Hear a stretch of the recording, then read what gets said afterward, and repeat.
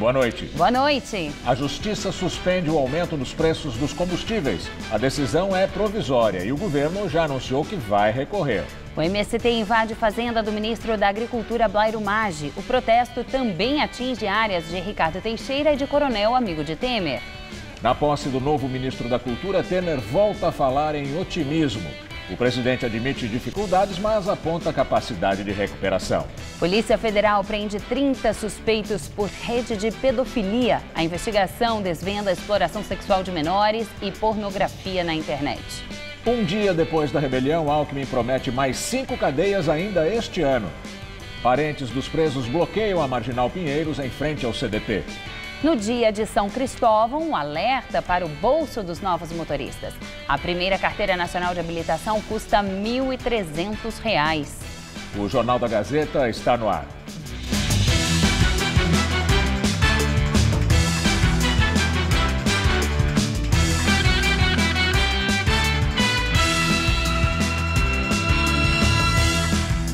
A Polícia Federal lançou hoje a segunda fase de uma operação de combate à exploração sexual de crianças e adolescentes na internet. A investigação teve como base o monitoramento de um site russo que era usado como uma espécie de ponto de encontro de pedófilos do mundo todo. O trabalho resultou na identificação de centenas de usuários brasileiros e estrangeiros que compartilhavam pornografia infantil na internet e também de vários abusadores e produtores de pornografia infantil. Os investigados criavam e armazenavam fotos e vídeos de crianças, adolescentes e até de bebês com poucos meses de vida. Foram em torno de 15 vítimas identificadas, tá? Até agora, antes de hoje de manhã.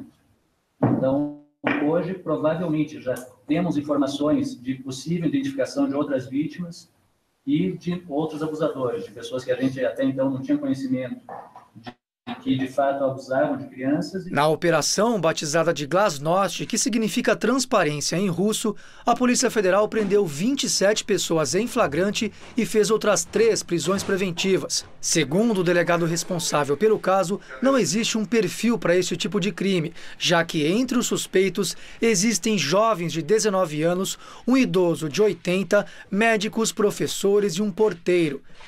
Em nota, a Polícia Federal informou que cerca de 350 policiais participam da operação em São Paulo, Paraná e em outros 12 estados. Após a rebelião de ontem no Centro de Detenção Provisória de Pinheiros, na Zona Oeste, a Secretaria de Administração Penitenciária informa que os presos considerados líderes do movimento serão transferidos para o regime disciplinar diferenciado. Hoje, parentes dos presos chegaram a fechar uma das pistas da Marginal Pinheiros em protesto. Eles querem informações sobre a situação dos presos. A superlotação e a dificuldade para a entrada de drogas na unidade teriam sido os motivos da rebelião. Os familiares dos presos do Cadeião de Pinheiros passaram o dia em frente à unidade. Queriam notícias dos parentes um dia depois da rebelião. Eu queria saber se ele está bem, se está machucado, se está aqui, se foi de bonde, entendeu? Viaturas saíram do CDP levando presos. A Secretaria de Administração Penitenciária confirmou que eles foram transferidos, mas não revelou quantos detentos e nem para onde eles foram levados. Este advogado, que atende cerca de 15 famílias de presos, disse que as alas atingidas estavam sendo avaliadas. Ontem, os detentos queimaram colchões e abriram um buraco entre os pavilhões 1 e 4. O 1 e o 3, que são raios da unidade 1 de Pinheiros, está mais afetado. Estão fazendo uma verificação se há comprometimento de estrutura e não se sabe também se do 2 e do 4 irão ser transferidos. Tudo depende da condição de habitação ali, né? A falta de informações causou revolta entre os familiares que protestaram. Alguns chegaram a fechar a pista local da Marginal Pinheiros, sentido rodovia Castelo Branco. A todo momento, a pista aqui em frente ao CDP de Pinheiros é fechada pelos familiares dos presos como forma de protesto. Agora há pouco ela foi liberada, mas eles continuam aqui em frente à unidade em busca de informações. Eles reclamam que não são atendidos. A rebelião começou ontem por volta do meio-dia. Equipes do Corpo de Bombeiros foram chamadas para controlar o fogo. Foram 2 horas até que a situação foi controlada. A Secretaria de Administração Penitenciária não deu detalhes sobre as causas da rebelião de ontem, mas entre as principais reclamações dos presos, já conhecidas, está a superlotação. Hoje o centro abriga 1.383 presos, enquanto a capacidade é de 521. Porque eles erraram, errar é humano, todo mundo erra, né? Mas eu acho que eles não são animais para tratar eles do jeito que estão tratando, entendeu? A superlotação aí dentro, é por isso que eles estavam reivindicando sobre isso. Informações publicadas no blog Sistema Prisional, mantido por um agente penitenciário, trazem que a recente instalação de um scanner corporal pode ter relação com a rebelião. A chegada do aparelho, que passou a inibir a entrada de drogas na unidade, teria irritado os presos.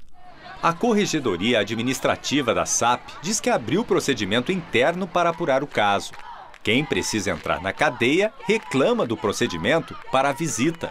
Tipo assim, passa a comida, passa as coisas, volta. Não pode, não pode, não pode. Hoje, o governador de São Paulo, Geraldo Alckmin, disse que a população carcerária diminuiu no estado com a realização das audiências de custódia. Ele prometeu construir novas unidades prisionais para amenizar o problema da superlotação. Segundo Alckmin, a previsão é que 5 novas unidades sejam entregues até dezembro.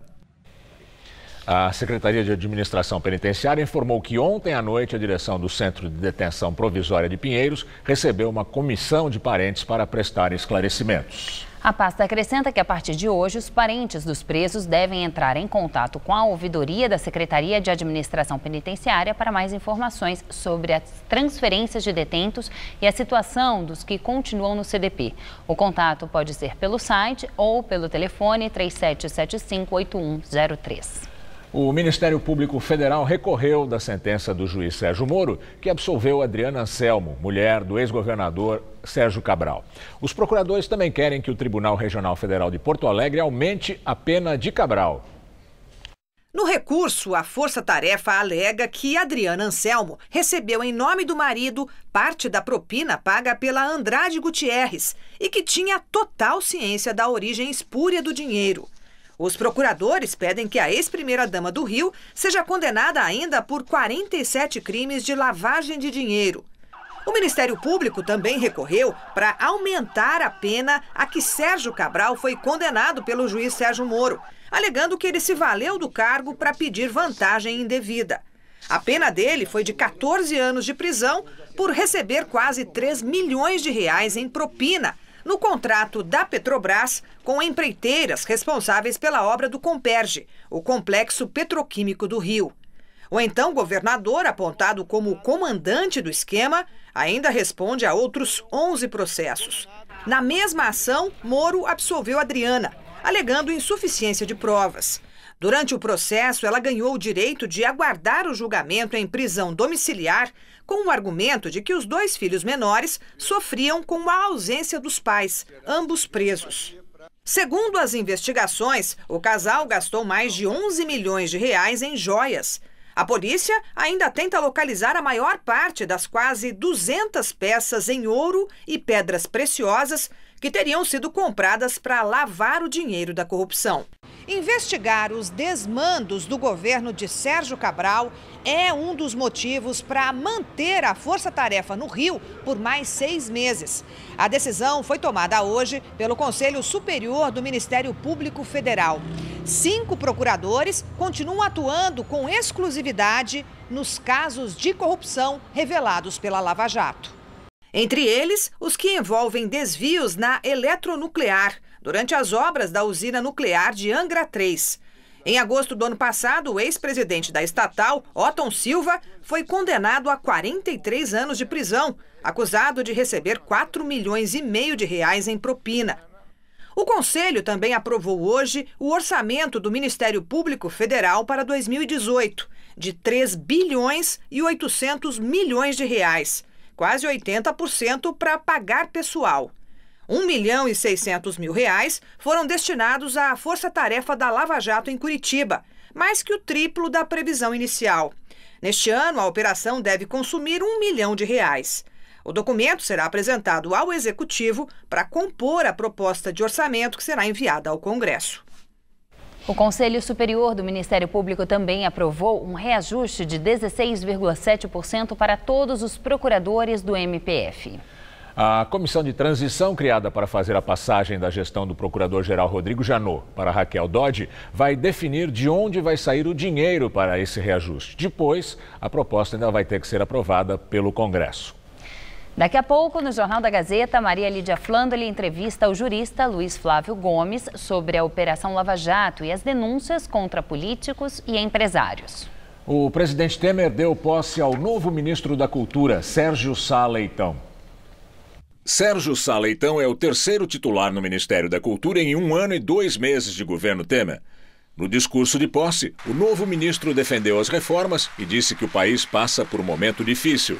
Senhor presidente Michel Temer, a seu convite, muito honrado, assumo hoje o Ministério da Cultura de seu governo, numa hora que todos sabemos ser tão difícil para o país. Precisamos saber ressuscitar os nossos sonhos, enquanto país e enquanto sociedade.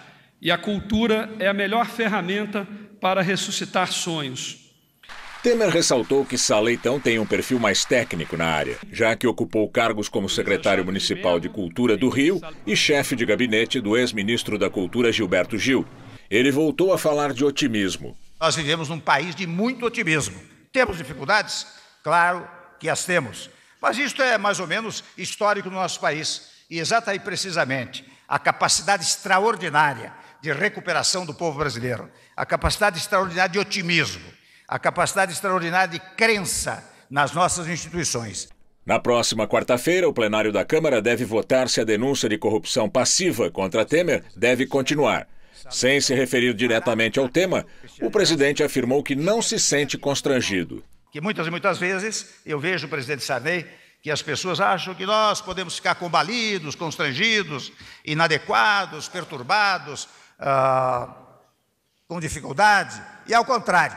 Esses desafios nos vitalizam. Temer ainda disse que o governo federal precisa ajudar o Carnaval do Rio de Janeiro. No mês passado, o prefeito do Rio, Marcelo Crivella, do PRB, anunciou o corte de metade dos recursos destinados às escolas de samba. Em entrevista depois da cerimônia, Sá Leitão falou sobre o assunto, mas disse que ainda é necessário avaliar valores. Nós vamos fazer o que estiver ao nosso alcance para ajudá-los, para fazer com que o desfile das escolas de samba e tudo mais que compõe o Carnaval do Rio de Janeiro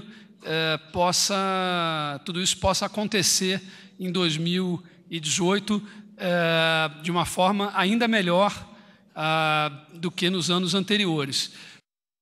O Movimento dos Trabalhadores Rurais Sem Terra, o MST, invadiu pelo menos 5 fazendas. As terras são, na maioria, de políticos ou lideranças envolvidas em escândalos de corrupção.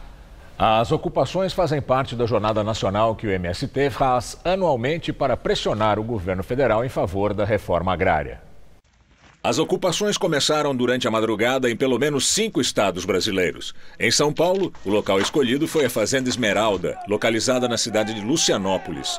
Um dos sócios da terra é o coronel aposentado da Polícia Militar, João Batista Lima Filho, amigo pessoal de Michel Temer e apontado por delatores da JBS Friboi como intermediário do presidente para receber R$1 milhão em propina.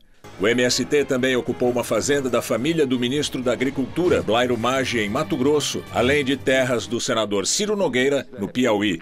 Ciro Nogueira é presidente nacional do Partido Progressista e alvo de inquérito no Supremo Tribunal Federal por receber R$1.600.000 em propina da Odebrecht para campanhas eleitorais.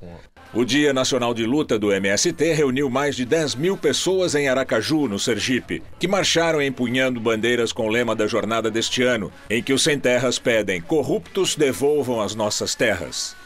Os manifestantes também invadiram a sede do INCRA, na Bahia, em protesto contra as reformas do governo Temer e a paralisação dos processos de reforma agrária no INCRA, órgão federal que cuida das desapropriações de terra no país. No Rio de Janeiro, o alvo foi a propriedade registrada em nome do ex-presidente da CBF, Ricardo Teixeira. A fazenda dele fica em Piraí, no interior do estado.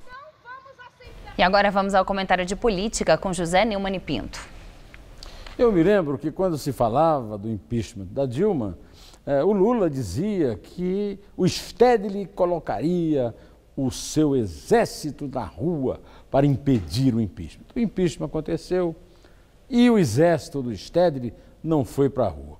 Pode ser que o exército de Stedley, que é o MST, não tenha ido para a rua porque estava saindo do 13º ano e meio de governos petistas e continua reclamando a reforma agrária porque a terra não foi distribuída.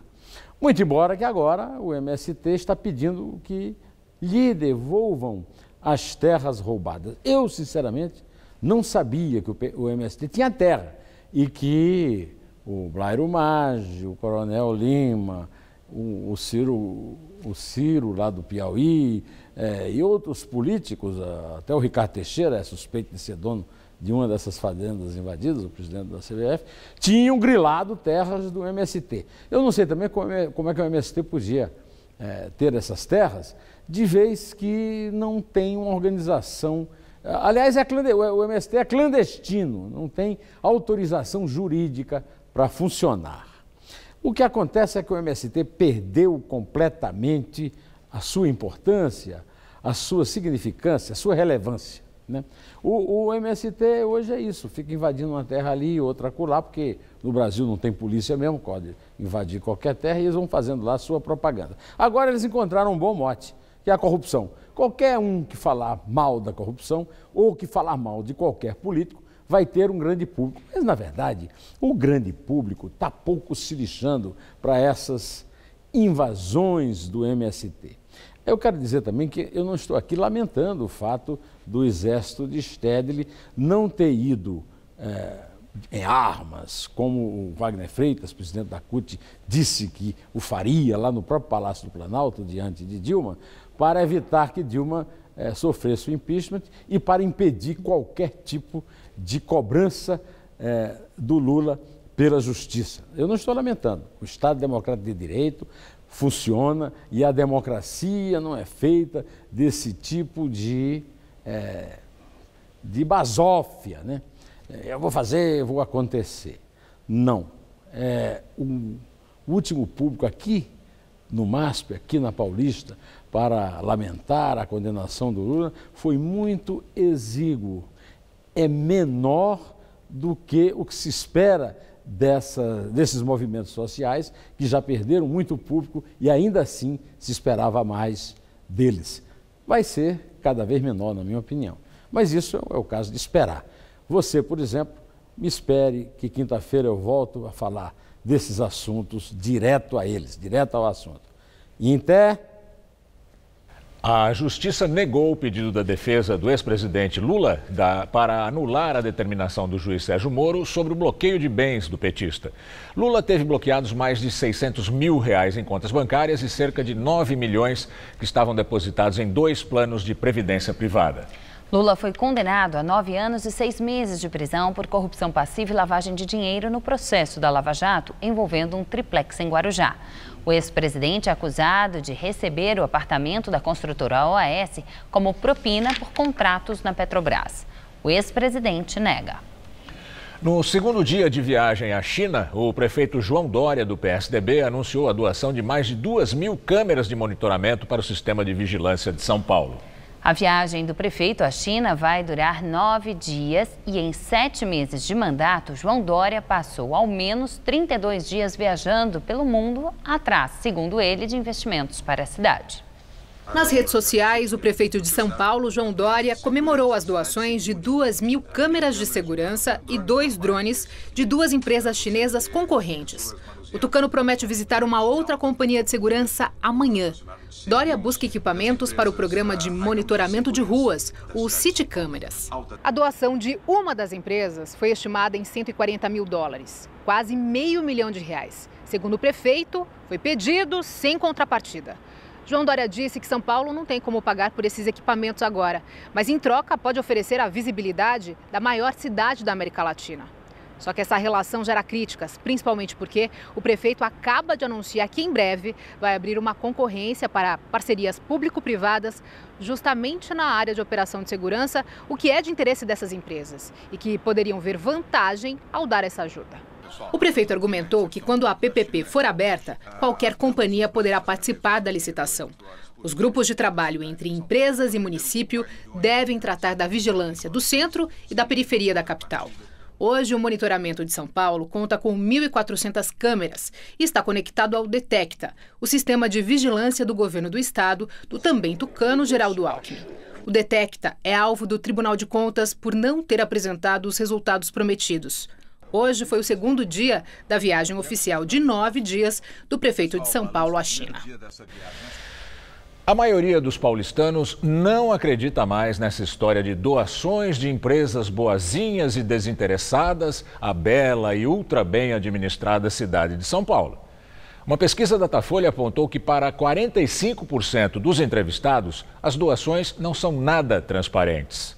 31% acham que são pouco transparentes e apenas 16% as julgam muito transparentes. Além disso, uma agência de checagem, a Lupa, pesquisou nos portais de 26 secretarias municipais e descobriu que dos 255 milhões de reais de doações anunciadas por Dória, só pouco mais de 4 milhões tinham sido doados de verdade.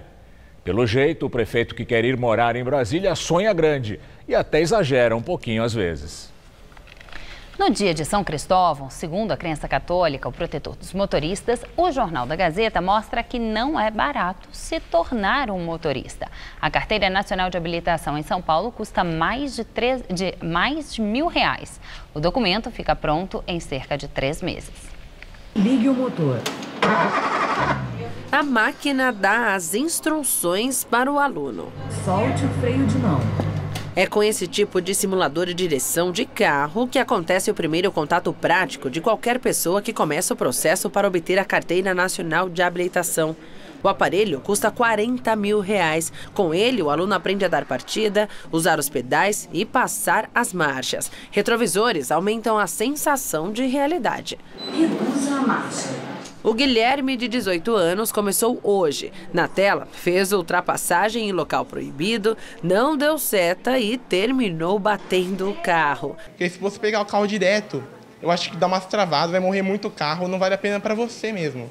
A aula é supervisionada pelo Fábio, instrutor de autoescola há 11 anos. O simulador dá bastante abrangência, né?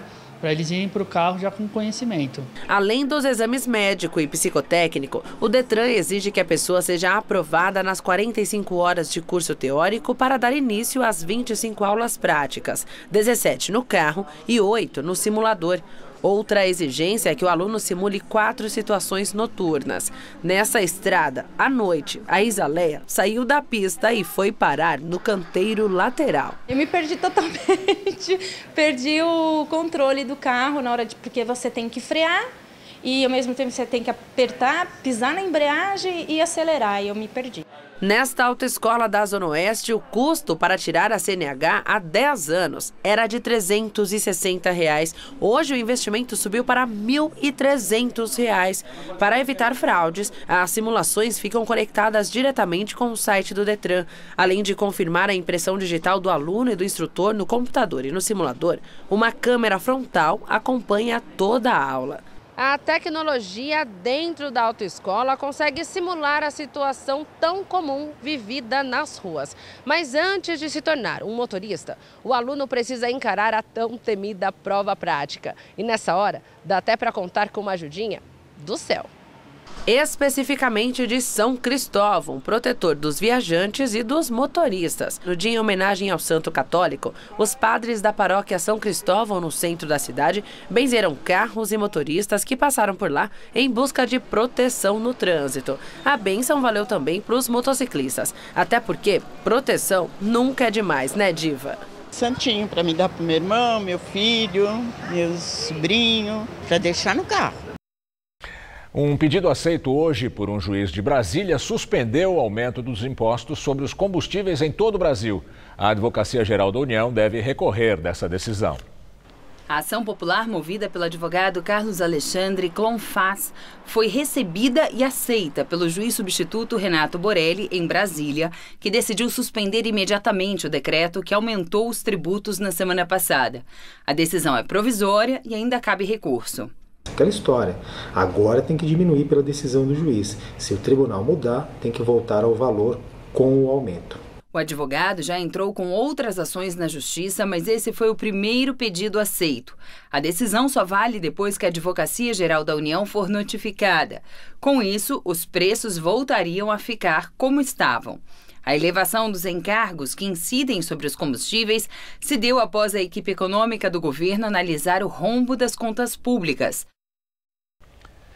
Hoje tivemos mais um dia ensolarado em todo o estado de São Paulo e fez calor à tarde em várias cidades. Aqui na capital, por exemplo, a máxima chegou aos 26 graus, mas agora à noite a temperatura voltou a cair. Vamos ver como fica o tempo amanhã com Mariana Armentano.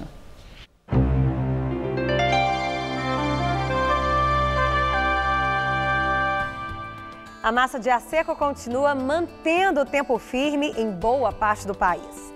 Ainda faz friozinho à noite no centro-sul, mas à tarde as temperaturas disparam. E como está difícil romper essa massa de ar seco, em toda essa área em amarelo, não há a menor chance de chuva nessa terça-feira.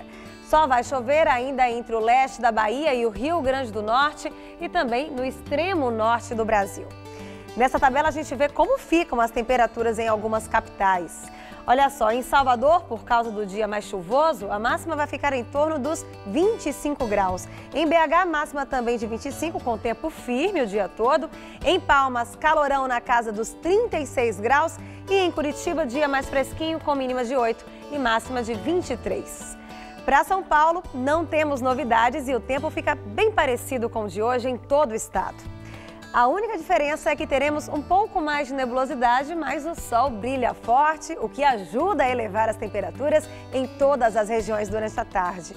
Pelo interior, nem parece que é inverno. No centro-oeste, a máxima bate na casa dos 31 graus em Votuporanga e dos 30 em Presidente Bernardes. No centro-norte paulista, 30 graus também em Ribeirão Preto e também em Araraquara. E na faixa leste chega a fazer até 27 graus lá na região de Campinas. Para a Grande São Paulo, a tendência é que a temperatura caia um pouquinho ao longo da semana, viu? Nessa madrugada teremos mínima de 10 graus e máxima à tarde de 25 graus. Aí na quinta-feira a máxima cai para os 24 graus e na sexta teremos temperaturas entre 9 e 23 graus por aqui. Equipes da Vigilância Sanitária fizeram hoje blitz em São Paulo para recolher azeites irregulares. 6 fabricantes foram interditadas pela Secretaria Estadual da Saúde. Desde março, fábricas que distribuíam produtos falsificados ou que omitiam informações nos rótulos estavam sendo investigadas. De acordo com a Secretaria de Saúde, foram identificados óleo de soja e óleo misto vendidos como se fossem azeite de oliva. Uma das equipes de vigilância sanitária recolheu de um mercado da capital, localizado na região da Bela Vista, unidades da marca Ondoliva, que omitia informações dos componentes no rótulo.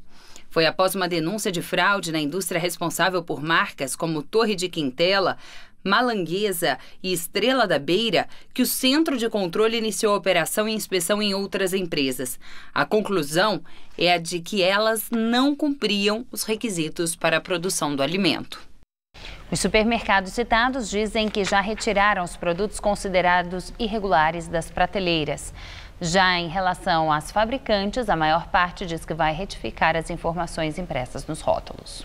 O aeroporto de Viracopos, em Campinas, ficou fechado para pousos e decolagens hoje durante 3 horas, porque o pneu de um avião estourou durante a aterrissagem. Ninguém se feriu. O acidente foi às 5h40 da manhã e o aeroporto ficou inoperante até às 8h40. A concessionária Aeroportos Brasil Viracopos informou que pelo menos 137 voos foram afetados, entre 31 cancelamentos, 97 atrasos e 9 redirecionamentos para outros aeroportos. Termina na segunda-feira que vem o prazo para sacar o FGTS das contas inativas. Nesta fase, qualquer trabalhador pode sacar o dinheiro independentemente da data de nascimento.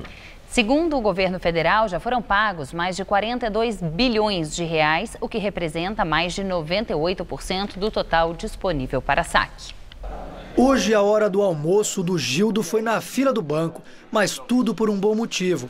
É que ele tem cerca de R$ 1.500 para resgatar. Então eu vim retirar essa grana porque o dia vai vencer. Porque eu vou sair de férias agora, no próximo mês, aí já vou procurar gastar. Já o Elson não sabe se sobrou alguma coisa nas contas das várias empresas que ele trabalhou como taxista.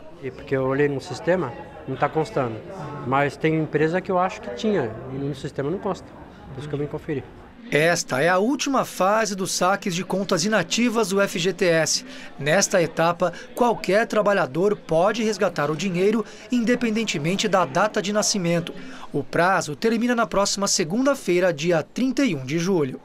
Até agora já foram pagos mais de 42 bilhões e 800 milhões de reais para pouco mais de 25 milhões de brasileiros. O número representa mais de 98% do total disponível para saque. Apesar do número expressivo, as agências da Caixa já se preparam para os bons e velhos atrasadinhos de última hora.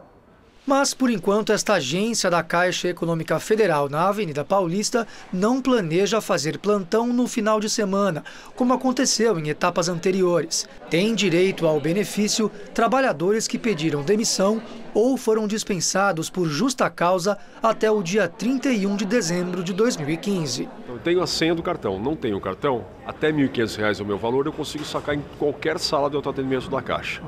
Até R$ 3.000, aí eu preciso do cartão e da senha, aí além das salas de autoatendimento da Caixa, também nas unidades lotéricas. E acima de R$ 3.000, apenas nas agências da Caixa. Para o Wilton, a última etapa trouxe uma ótima notícia. Ele descobriu que sobrou uma quantia residual que não apareceu no extrato quando ele fez o primeiro saque. Isso é sempre bom, dinheiro é sempre bem-vindo. O governador de São Paulo, Geraldo Alckmin, do PSDB, autorizou o metrô a contratar 293 novos funcionários. A companhia irá preencher as vagas com candidatos remanescentes de concursos públicos realizados no ano passado. Vão ser contratados 41 agentes de segurança e 155 operadores de transporte metroviário, além de mais 97 empregados que vão trabalhar em áreas operacionais e de manutenção. Agora, noticiário internacional, o presidente da Venezuela, Nicolás Maduro, cobra explicações da Colômbia e do México sobre suposto plano para derrubar o governo. Segundo o presidente venezuelano, os dois governos trabalham em conjunto com a CIA, agência de inteligência dos Estados Unidos, para derrubá-lo do poder. Maduro afirmou que vai tomar decisões políticas e diplomatas contra eles se as explicações não forem satisfatórias. Os dois países negam a acusação. Hoje foram presas 2 pessoas nomeadas pela Assembleia Nacional da Venezuela para substituir os ministros atuais da Suprema Corte, numa espécie de tribunal clandestino. Escolhidos pela Assembleia controlada pela oposição, eles são considerados traidores pelos apoiadores do governo, que já avisou que vai prender todos. A Venezuela vive desde abril uma onda de protestos a favor e contra o governo de Maduro.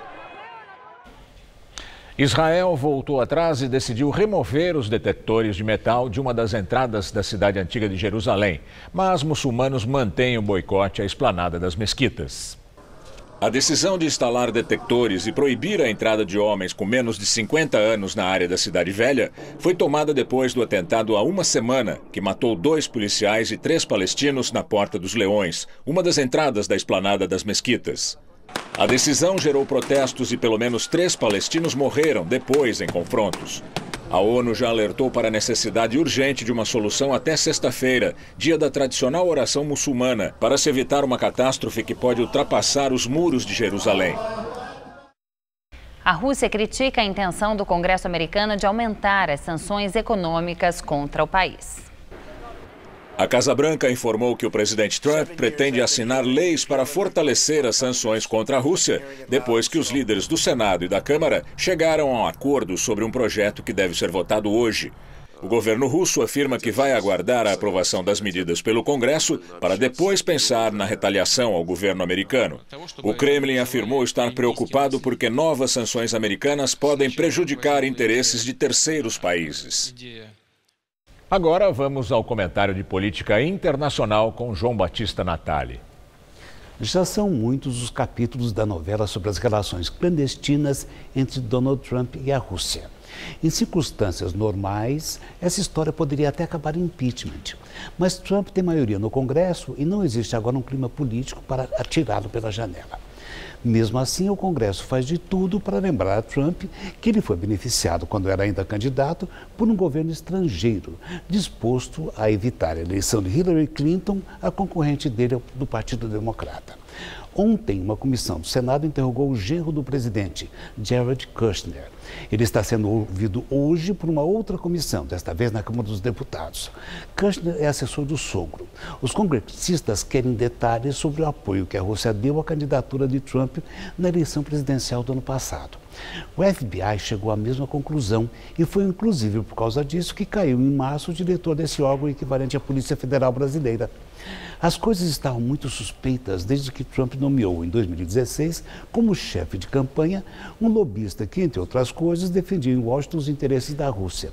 Esse cidadão, Paul Manafort, caiu antes da eleição de novembro. Mas, em seguida, surgiram nomes de 5 russos importantes envolvidos com a equipe de Trump, antes e depois da posse dele para presidente.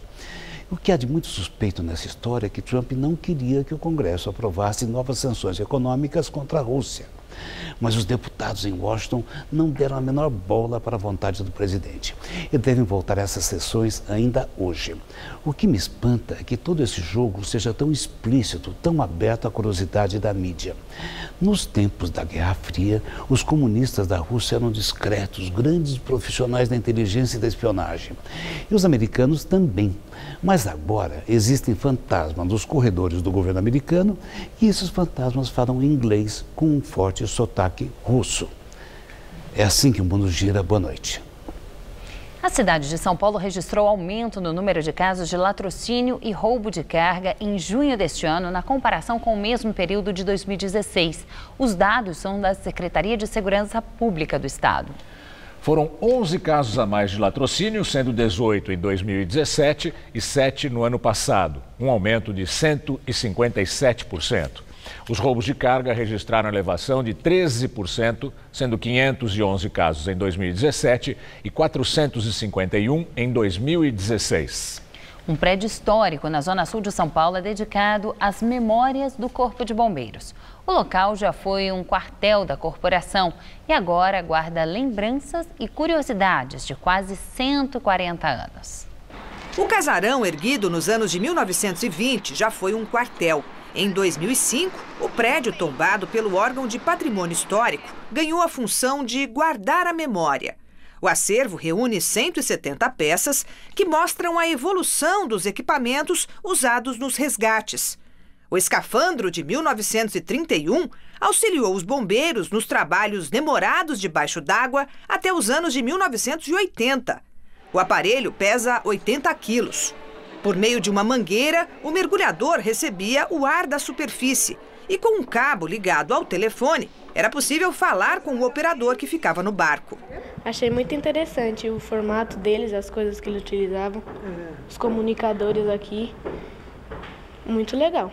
Já esse outro aparato tem jeito de avião, mas é quase um submarino. E submergia totalmente para pequenos deslocamentos. E ele podia sair daqui de baixo, fazia o salvamento e voltava aqui para o nosso submersível. Ele entrava por aqui de baixo. Hoje o serviço 193 de emergência recebe mais de 30 mil ligações por dia.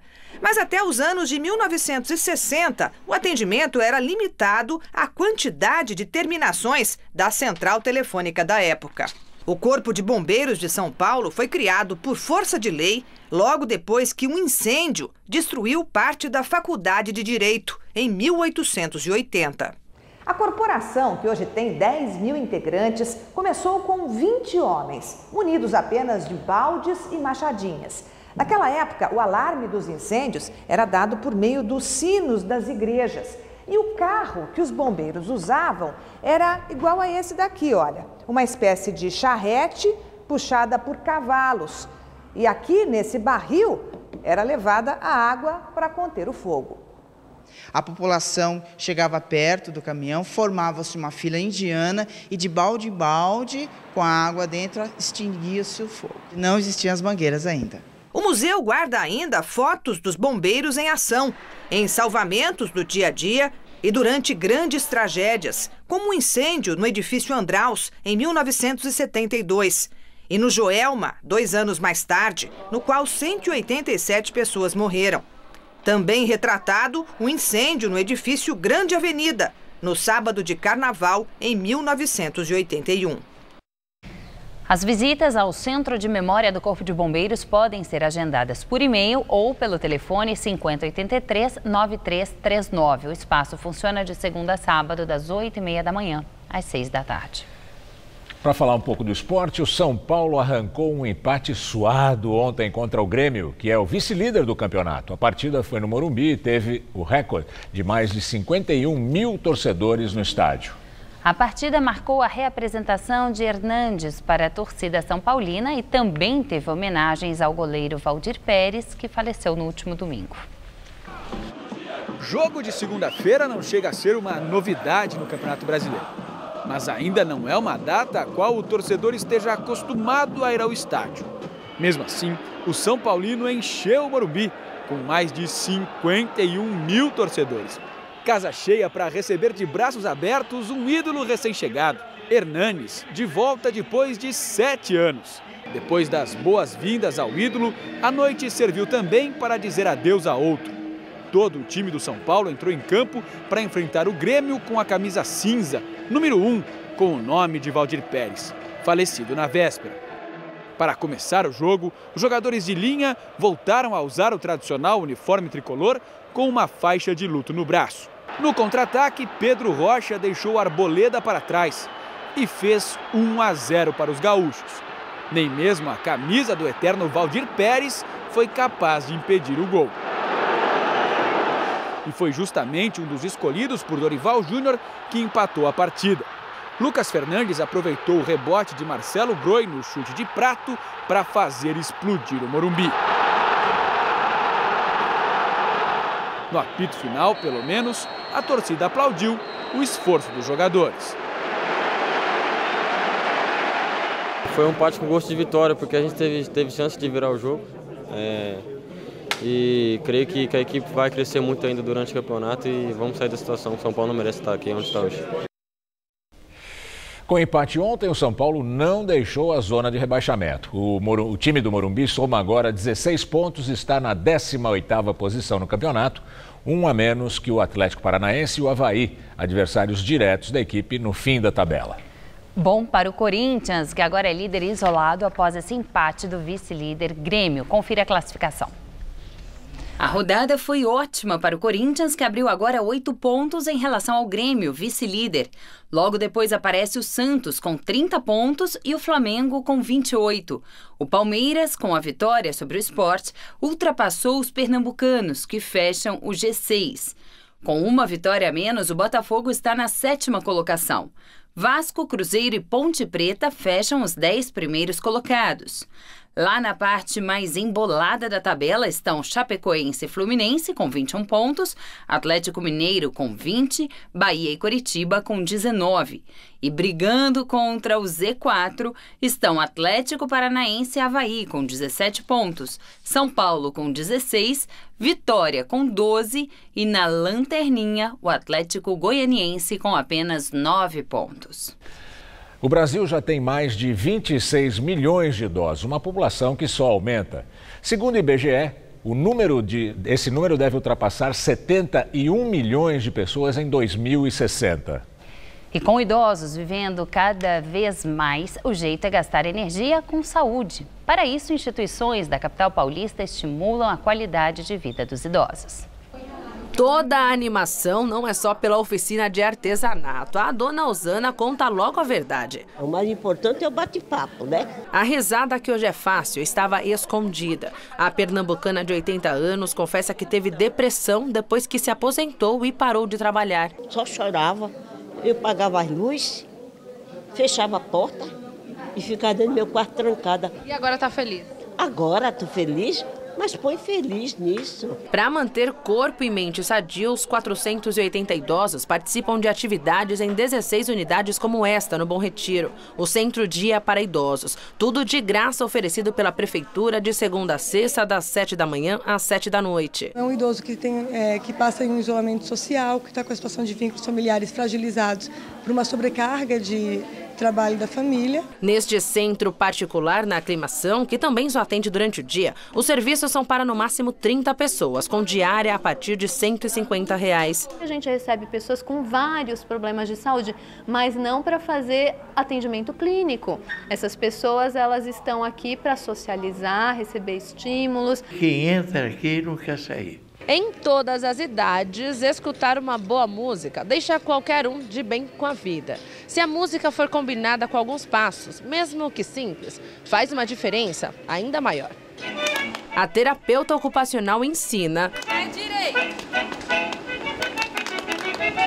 esquerdo. E a turma acompanha. Lado e pro outro. Elas me convidavam, mas eu dizia, não dá. Não dá para eu levantar, bater pé. Eu fiquei cansada, viu? Francamente. A instituição de longa permanência cobra R$ 49,00 pela diária experimental. O local atende cerca de 350 idosos em 6 unidades. Ele consegue fazer novas amizades, se reinserir na sociedade, se sentir ocupados. Todos eles têm longas histórias de vida, como a polonesa Hanna, de 95 anos, que fugiu da Segunda Guerra Mundial e fala diferentes idiomas. A senhora lembra bom dia em cada uma língua? Bom dia, sim. Em alemão, Guten Morgen. Em polonês, Dzień dobry. E que mais? Em tcheco, Dobry dzień. Aqui é uma família? Lógico, são a parte da minha família, do meu coração.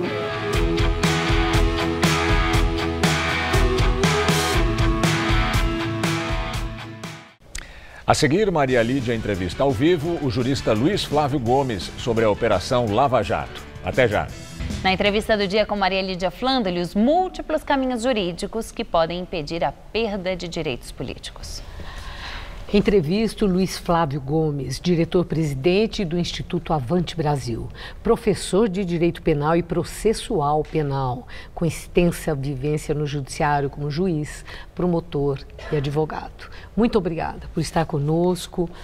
Bom, são muitas as incertezas, principalmente no caso do ex-presidente Lula, uma condenação inédita e que chama a atenção principalmente no debate entre os doutos jurisconsultos.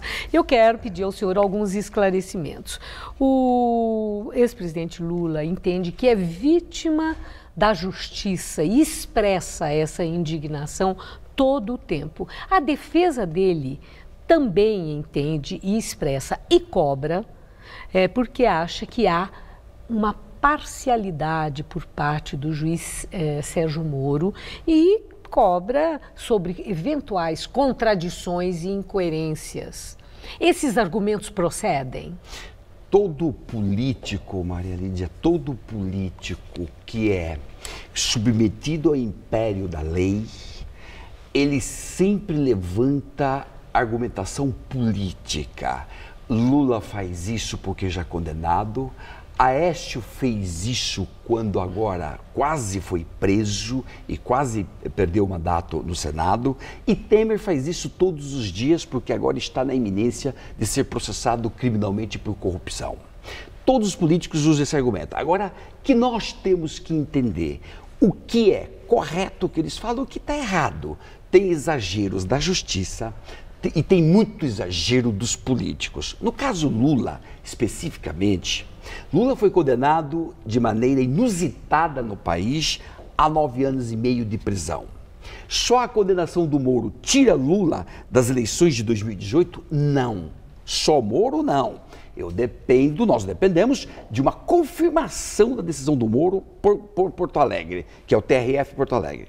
Agora, vamos lá. 3 hipóteses para que o Lula não permaneça na campanha, não seja candidato. Bom, eu peço licença ao senhor. Antes de entrarmos nas 3 hipóteses, um outro argumento, uma contestação, tanto de Lula como dos aliados dele no PT, o líder na Câmara Federal, que esteve aqui, líder do PT, dizendo que aquele bloqueio dos bens, isso ainda na sentença, bloqueio dos bens foi uma retaliação e provocação a Lula.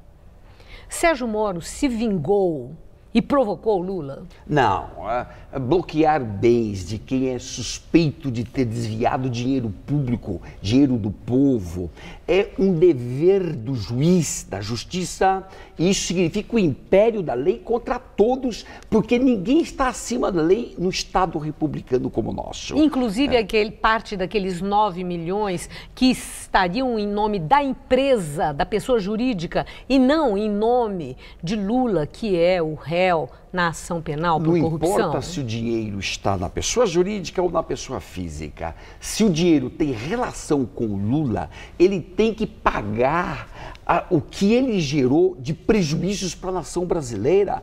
E o Moro deixou isso muito claro na decisão dele. E, aliás, o Tribunal TRF Porto Alegre hoje confirmou todo o bloqueio de bens, mais até do que aqueles 600 mil ou 9 milhões, já se chegou a 16 milhões de bloqueios e hoje está confirmado pelo tribunal.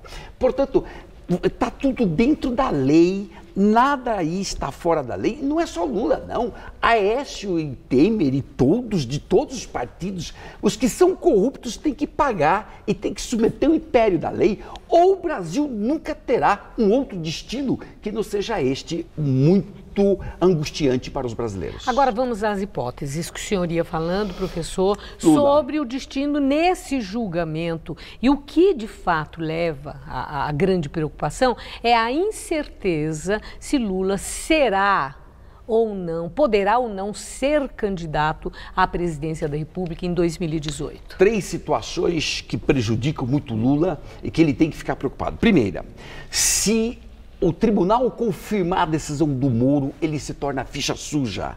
E como ficha suja, não pode se candidatar à presidência da República. 2, se o tribunal confirma a decisão do Moro, pela jurisprudência do Supremo atual, ele já vai para a cadeia, porque já tem decisão de 2º grau. Depois da decisão de 2º grau, já é cadeia. E o caso do Lula, de 9 anos, é regime fechado. Portanto, está preso e não pode se candidatar. Isso é automático ou, na sentença, os desembargadores de 2ª instância podem manter a condenação, embora não peçam prisão, como o Moro fez? Por uma questão de trauma, vamos dizer, para evitar. Não. O Moro não pode fazer isto em 1º grau, salvo quando tem um motivo concreto para prender uma pessoa. Por exemplo, quando a pessoa está ameaçando uma testemunha. Aí o Moro prende. Fora disso, é o tribunal que vai prender, é o tribunal que vai confirmar, lá se pode prender. Se o Lula for para a cadeia em regime fechado, não pode concorrer à eleição. Então, prisão é uma hipótese. 2, ficha suja, porque ele condenado se torna ficha suja. E terceira hipótese, que não está sendo abordada e que a população não está atinando. Mas vamos explicar aqui direitinho. População, seguinte, em dezembro, dia 7 de dezembro do ano passado, o Supremo já decidiu por 6 votos até aqui que réu não pode assumir a presidência da República. Decidiu um caso do Renan, e o Renan era presidente do Senado, e se discutia se, como presidente do Senado, ele podia ou não ficar na linha substitutiva do presidente. E o Supremo decidiu, por 6 votos até agora, está com vista para Gilmar Mendes, que não pode, réu não pode assumir a presidência da República. Ora, se o réu não pode assumir a presidência, mesmo que Lula ganhe as eleições, primeiro, mesmo que participe, 2, mesmo que ganhe, por esta decisão do Supremo, ele não pode tomar posse. Não pode tomar posse. Bom, agora uma última pergunta no pouco tempo que temos. Acione seu poder de síntese. Se a defesa de Lula entrar com recurso pedindo uma liminar para que, mesmo condenado em 2ª instância, ele possa ser candidato, não seja enquadrado na ficha limpa. Esse é o problema da justiça. Eu fui juiz 15 anos, conheço por dentro o tema. Uma coisa é o que diz a lei, outra coisa são as liminares. As liminares trazem muita insegurança. Lula pode conquistar uma liminar? Pode. Por quê? No TSE, todas as provas existiam para caçar a chapa Dilma Temer e no final não caçaram a chapa Dilma Temer. Ou seja, o judiciário surpreende a toda a população em todo momento e virando as costas para os interesses mais legítimos da população brasileira. Professor, muito obrigada por seus esclarecimentos. Uma boa noite. Boa noite. Gamberini. O Jornal da Gazeta termina aqui. Essas foram nossas principais notícias. A Justiça suspende o aumento dos preços dos combustíveis. A decisão é provisória e o governo já anunciou que vai recorrer. O MST invade fazenda do ministro da Agricultura, Blairo Maggi. O protesto também atinge áreas de Ricardo Teixeira e de Coronel Amigo de Temer. Boa noite e até amanhã. Uma ótima noite para você.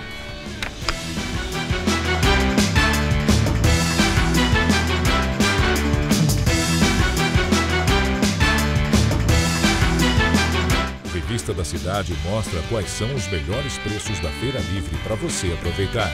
Nesta quarta, 9h30 da manhã.